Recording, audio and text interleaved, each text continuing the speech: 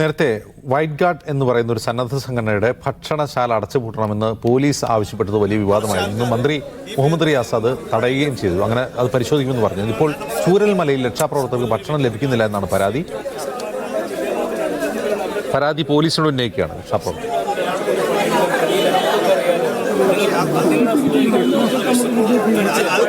അതേസമയത്ത് പഴയ ഫുഡ് കഴിച്ച്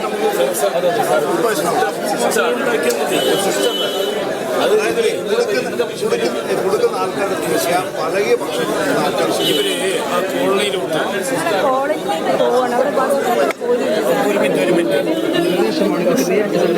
കണ്ണാടി വസ്തുക്കൾ കേന്ദ്രീകരിച്ച് വലിയ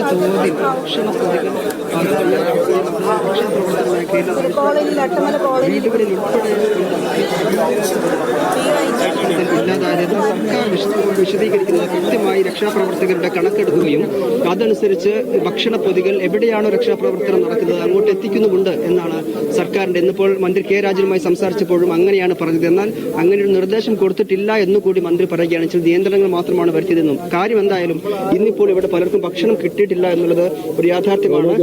ഓക്കെ, അത് ട്രോമാ കെയർ വളണ്ടിയർ നിങ്ങൾ കൃത്യമായി ബാഡ്ജൊക്കെ കിട്ടി അങ്ങോട്ട് കയറി വരുന്നത് തീർച്ചയായും അതാണ്. ഈ ഇങ്ങനെ ബാഡ്ജ് നൽകിക്കൊണ്ട് കൃത്യമായി ആളുകളുടെ എണ്ണം വെച്ചാണ് മുകളിലേക്ക് കയറ്റുന്നതെന്നും ഇങ്ങനെ എണ്ണമുള്ള ആളുകൾക്ക് മുകളിലേക്ക് ഭക്ഷണം കൊടുക്കുന്നുണ്ട് എന്നുമാണ് രാവിലെ മന്ത്രി കെ രാജൻ മീഡിയ വണിനോട് ഉൾപ്പെടെ കൃത്യമായി തന്നെ വിശദീകരിച്ചത്. അങ്ങനെ കണക്കിലുള്ള ആളുകൾക്ക് മുകളിൽ ഭക്ഷണം കൊടുക്കുന്നുണ്ട്. അതല്ലാതെ അതിനപ്പുറത്തേക്ക് മുകളിൽ അല്ലാതെ കയറി പോകുന്നവർക്ക് ഒരു പക്ഷേ ഭക്ഷണം കിട്ടുന്നില്ലായിരിക്കാം എന്ന് മന്ത്രി പറഞ്ഞു. പക്ഷേ ഇവിടെ കൃത്യമായി സർക്കാർ സംവിധാനത്തിലൂടെ തന്നെ രക്ഷാപ്രവർത്തനത്തിന്റെ ഭാഗമായവർക്ക് പോലും ഇന്ന് ഭക്ഷണം കിട്ടിയിട്ടില്ല എന്നുള്ള അവസ്ഥയാണ് ഈ സമയത്ത് പങ്കുവെക്കാനുള്ളത്. നിങ്ങൾക്ക് ഇന്ന് എത്ര നേരം ഭക്ഷണം കിട്ടി?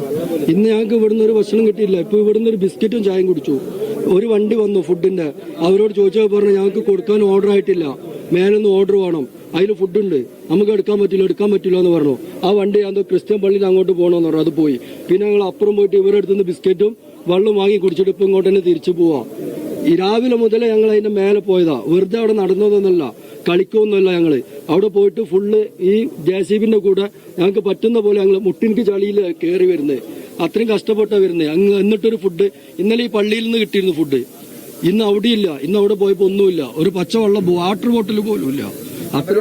ഭക്ഷണം വിതരണം ചെയ്യുന്നത് നിർത്തണം എന്ന് DIG കൃത്യമായി നിർദ്ദേശിച്ചു എന്നാണ് പറയുന്നത്. ഇതിപ്പോൾ നിങ്ങൾ കൃത്യമായി തന്നെ ഈ സർക്കാരിന്റെ കണക്കനുസരിച്ച് കയറിപ്പോയ ആളുകളാണ്. ഇന്നിപ്പോ എവിടെയായിരുന്നു രക്ഷാപ്രവർത്തനം? ഞങ്ങൾ മുണ്ടക്കയം പോയി. അവിടുന്ന് താഴെ ഇങ്ങോട്ട് അവിടെ ഇത്രയും നേരം JCB എത്താത്ത ഒരു സ്ഥലമുണ്ട്. അവിടെ ചായത്തോട്ടത്തിലൂടെ ഇറക്കിയിട്ട് ഞങ്ങളൊക്കെ ഉണ്ടായിരുന്നു. അവിടെ മണ്ണിട്ട് ഇറക്കിയിട്ട് അവിടെ പോയി ഇത്രക്ക് ചളിയിൽ കുറെ ഞങ്ങൾക്ക് പറ്റുന്ന പോലെ കമ്പെടുത്തിട്ട് കുത്തി നോക്കി ഒരുപാട് ചെയ്തു. JCB അങ്ങോട്ട് ഇപ്പോഴും ഇറക്കാൻ പറ്റിയിട്ടില്ല.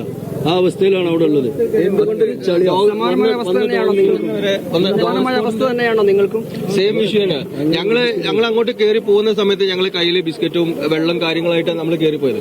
ഞങ്ങൾ കയ്യിലുണ്ടായിരുന്ന സാധനങ്ങൾ വരെ നമ്മളവിടെ ഉദ്യോഗസ്ഥന്മാർക്കും കാര്യങ്ങൾക്കും കൊടുത്തു. അറ്റ്ലീസ്റ്റ് ഒരു 4 വണ്ടി ഇന്നലെ സെയിൽ ചെയ്ത പോലെ 4 വണ്ടി ഉണ്ടാക്കിയാണെങ്കിൽ ഇപ്പം ചെയ്യാൻ കഴിയും. ഇന്നൊരു വണ്ടി മാത്രമാണ് ഇപ്പൊ ഭക്ഷണം കൊടുത്തുകൊടുക്കുന്നത്. അപ്പൊ ആ 4 വണ്ടി ഉണ്ടെങ്കിൽ ഇപ്പൊ ചെയ്യാൻ കഴിയും സുഖമായിട്ട്. ടിന്നിൽ നിന്ന് ഫയർ ആൻഡ് റെസ്ക്യൂവിന് ചെറിയ ബോട്ടിലാക്കി ഇന്ന് ഞങ്ങള് വെള്ളം കൊടുത്തത്. ഫയർ ആൻഡ് റെസ്ക്യൂവിന് പോലും വെള്ളം എത്തിക്കാനുള്ള സംവിധാനമല്ല. ഡോഗ് സ്ക്വാഡിന് പരിമിതികൾ ഈ ഒരു നിയന്ത്രണത്തിന്റെ ഭാഗമായി ഉണ്ട് എന്നാണ് ഇവർ പറയുന്നതും. അത് തന്നെയാണ് യാഥാർത്ഥ്യവും. ഇപ്പോൾ ഇവിടെ ചില പരിസരവാസികൾ കൂടി നമ്മോടൊപ്പം ഇവിടെ ഉണ്ടായിരുന്നു. അവർ പറയുന്നത് ഈ ദുരിതം ബാധിച്ചതിനു ശേഷം പലരും ബന്ധുവീടുകളിലേക്ക് മാറിയവരുണ്ട്. ദുരിതാശ്വാസ ക്യാമ്പുകളിൽ പോകേണ്ടതില്ല, അവർ ബന്ധുവീട്ടിലേക്ക് മാറി. എന്നാൽ അവിടേക്ക് ഭക്ഷണം കിട്ടിയിരുന്നു കഴിഞ്ഞ ദിവസം വരെ എന്ന് അവർ പറയുന്നു. എന്നാൽ ഇന്ന് വീടുകളിലേക്ക് ഭക്ഷണം ഒന്നും തന്നെ കിട്ടിയിട്ടില്ല എന്നുള്ള ഒരു വിഷയം കൂടി അവർ കൂടി ഉന്നയിക്കുകയാണ്. ഈ തരത്തിലുള്ള ഒരു പ്രതിസന്ധി നിലവിൽ ഉണ്ട്. അതേസമയം തന്നെ സർക്കാർ ഇതിൽ വിശദീകരിക്കുന്നത് ഇത് ഭക്ഷ്യസുരക്ഷയുമായി ബന്ധപ്പെട്ട ചില പ്രശ്നങ്ങൾ ഉന്നയിക്കപ്പെട്ടു. അതുകൊണ്ട് തന്നെ അതിൽ ഒരു വ്യക്തത വരണം എന്നുള്ളത് കൊണ്ടും കൃത്യമായ സംവിധാനത്തിലൂടെ തന്നെ ഭക്ഷണ വിതരണം നടക്കണം എന്നുള്ളത് കൊണ്ട് കൂടിയാണ് ഇങ്ങനെ നിയന്ത്രണം ഏർപ്പെടുത്തിയത് എന്നാണ് പറയുന്നത്. സർക്കാർ സംവിധാനം കൃത്യമായി ഭക്ഷണം വിതരണം ചെയ്യുമെന്ന് കൂടി മന്ത്രി ഉറപ്പ് നൽകിയെങ്കിലും അത് ശരിയായിട്ടില്ല എന്നുള്ളതാണ് നമ്മൾ ഇവിടെ കാണുന്നത്.